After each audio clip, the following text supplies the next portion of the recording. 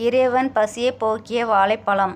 ஒரு செல்வந்தர் இருந்தார். ஒரு நாள் அவரே தன் தோட்டத்தில் விளைந்த வாழைக்குலை ஒன்றை பணியாளரிடம் கொடுத்து கோயிலில் கொடுக்கச் சொன்னார். ஏழை பணியாளன் எடுத்துச் செல்லும் வழியில் அவனுக்கு அதிக பசி எடுக்கவே அக்குலையில் இருந்து 2 பழங்களைப் பிய்த்து சாப்பிட்டு விட்டான். மீதி பழங்களை கோயிலில் கொடுத்தான். அன்றிரவு செல்வந்தர் ஒரு கனவு கண்டார். கனவில் இறைவன் வந்து, நீ எனக்கு கொடுத்த 2 பழங்களை நான் சாப்பிட்டேன், ருசியாக இருந்தது என்றார்.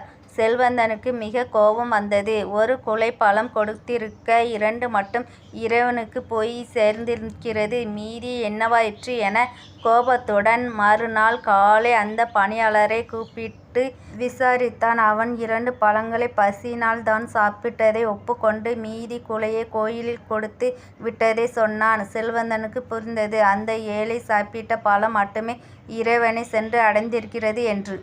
நீதி கடவுளுக்கு போய் சேரணுமா? ஏழைக்கு உதவுங்கள், அது இறைவனுக்கு உதவியதாய் அர்த்தம்.